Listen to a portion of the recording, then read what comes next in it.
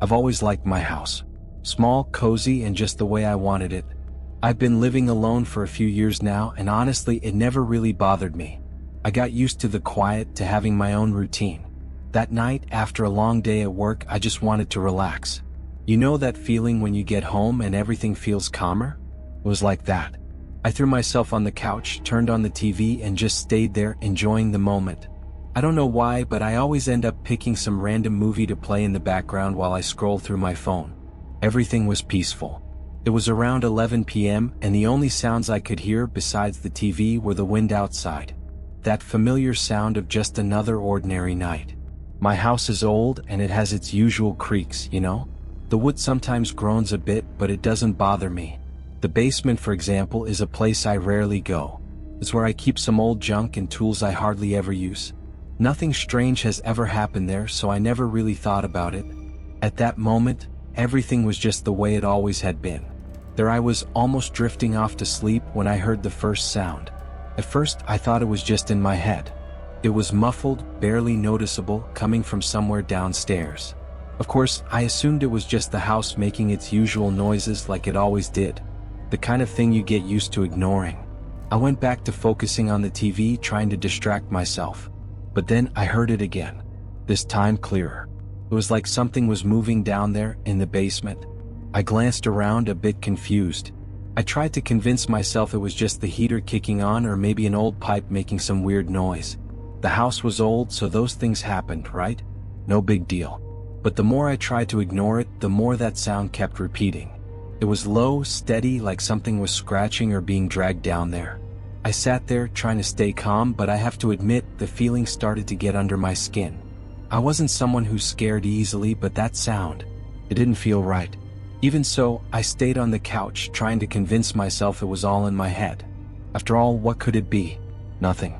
Or at least, that's what I wanted to believe. After a while, it became impossible to ignore. The noise downstairs was getting more frequent, like something, or someone, was really moving around down there. I knew I wouldn't be able to relax until I checked it out. I got up from the couch, already a bit annoyed that I had to leave my comfort zone because of some stupid sound. I headed straight for the basement door. The doorknob was cold in my hand, but what really made me pause for a second was realizing the door was unlocked. I could have sworn I had locked it earlier. Right then, my stomach did a little flip, but I tried to shake off the unease. Maybe I was just getting forgetful. It happens, right? I grabbed the flashlight from the cabinet beside me and, with a deep breath, started down the stairs. Each step made the boards creak under my feet, which only made the atmosphere even more unsettling. The beam from the flashlight wavered a bit, casting weird shadows on the walls. I reached the bottom of the basement, and everything looked exactly as it always did. Old boxes, scattered tools, and that lingering smell of dampness that never seemed to go away. Everything seemed normal, but something still felt off. I was in the basement, looking around, trying to figure out where that sound could be coming from. Everything seemed in place. The old boxes stacked in the corner, the dusty tools I barely used, and that familiar musty smell. But still, there was that unsettling feeling like I was missing something. Then I heard it again. But this time the sound was clearer, closer. It was coming from behind the boxes in the corner of the basement, and it sounded like something being dragged across the floor. I swallowed hard, aiming the flashlight in that direction. I stood still for a moment, trying to listen more closely. The noise suddenly stopped and silence took over again. I took a deep breath, trying to convince myself that it must be some animal or maybe even just the wind causing that weird noise. But honestly, it was making me uncomfortable in a way I couldn't explain. The feeling of being watched started creeping in, and all I wanted was to get out of there as fast as possible. I turned to leave, determined to forget about that stupid idea of investigating. But as soon as I took the first step toward the stairs, I heard the sound again, this time right behind me. In that moment, I didn't think about anything else. I just ran. I bolted up the basement stairs as fast as I could, the flashlight swinging in my hand, the steps creaking beneath my feet. With every step, the feeling that something was following me grew stronger. My heart felt like it was about to burst out of my chest. When I finally reached the top, I slammed the door shut and locked it, my hands trembling a bit as I turned the key in the lock.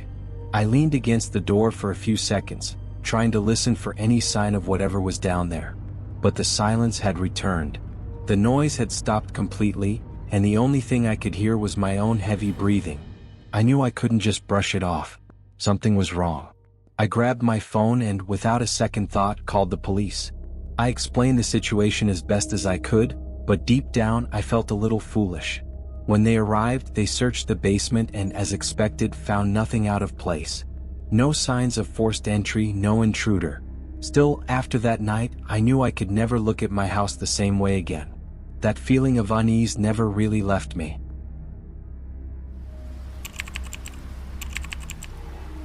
It was one of those nights that seemed perfect for relaxing.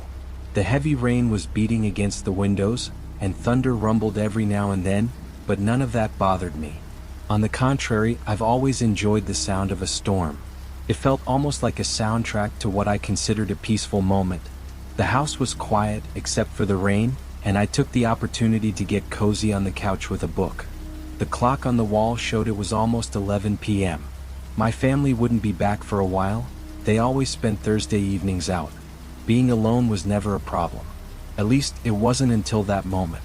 During one of the louder claps of thunder, the lights flickered. Just for a few seconds, but enough to make me glance around, trying to adjust to the darkness. That's when I heard something. It wasn't exactly a loud noise, nor something you could identify right away. Just a muffled sound coming from somewhere above me. At first, I didn't think much of it. It was easy to blame the storm. Maybe the wind had knocked something on the roof.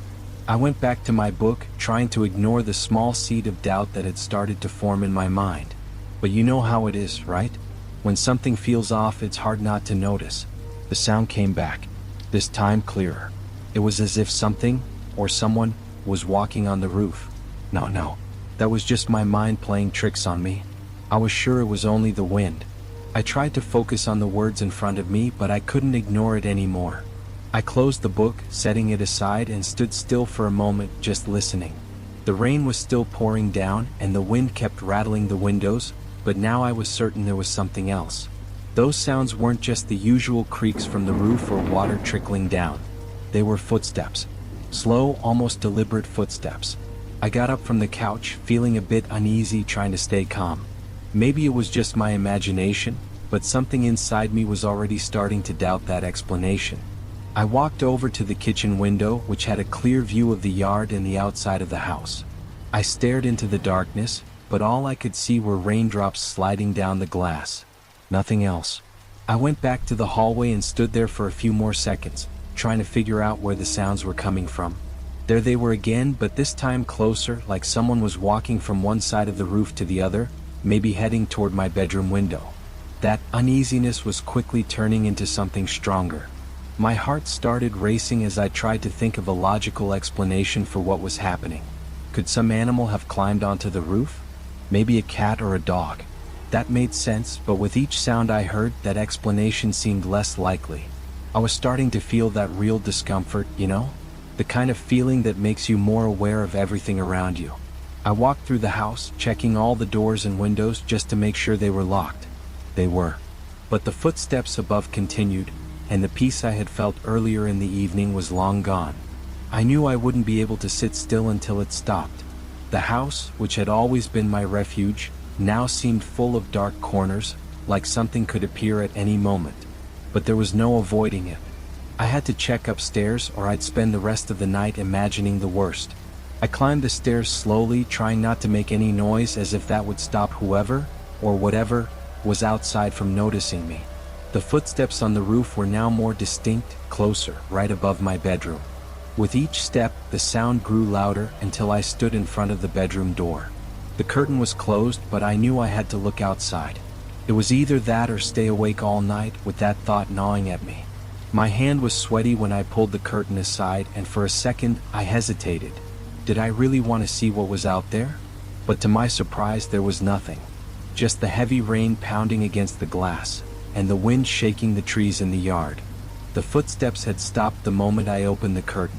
I stood there, staring at the roof for a while, waiting for something to happen. But nothing. No shadows, no movement. Just the storm outside, as if all that noise had been in my head. Still, I didn't feel relieved. I locked the window and checked the doors again before heading back downstairs to the living room.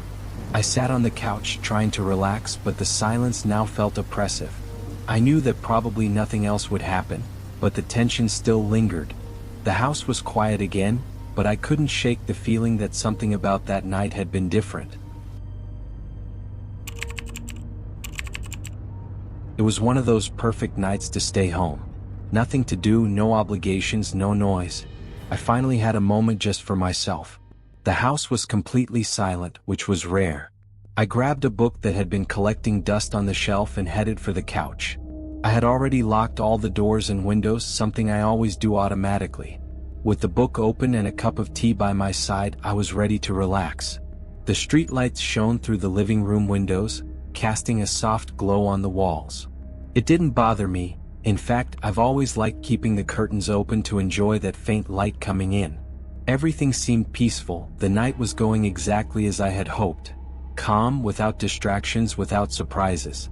As I read, the silence remained. The house was just how I liked it, safe and organized. And I, comfortable with no worries, simply enjoying that rare moment of peace. I was immersed in my reading, but suddenly I felt like something had changed in the room. Not a sound exactly. It was more like an uneasy feeling, the kind you get when you sense something's off but can't quite pinpoint what it is.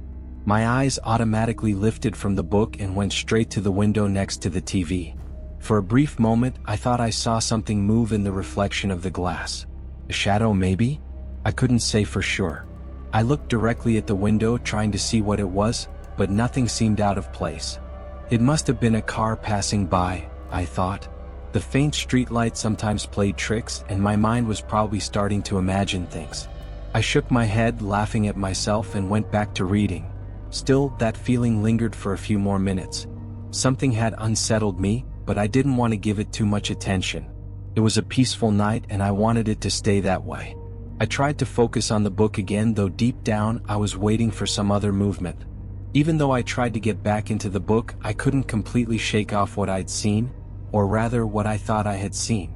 The reading wasn't flowing like before, and my eyes kept drifting back to the window every now and then. It was ridiculous, I knew.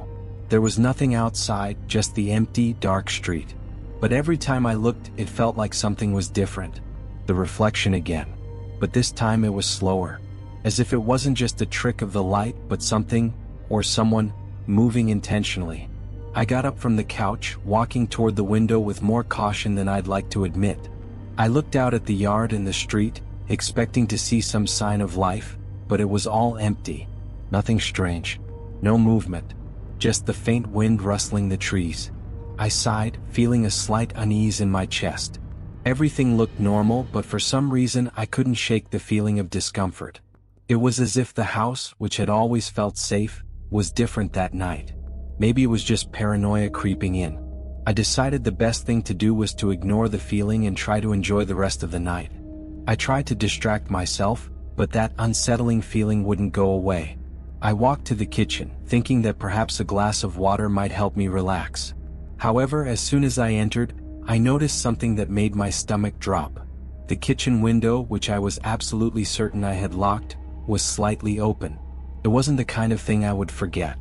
I always double-checked everything before settling in for the night, especially in the evening. I approached it slowly, almost as if I expected it to close on its own. But, of course, that didn't happen.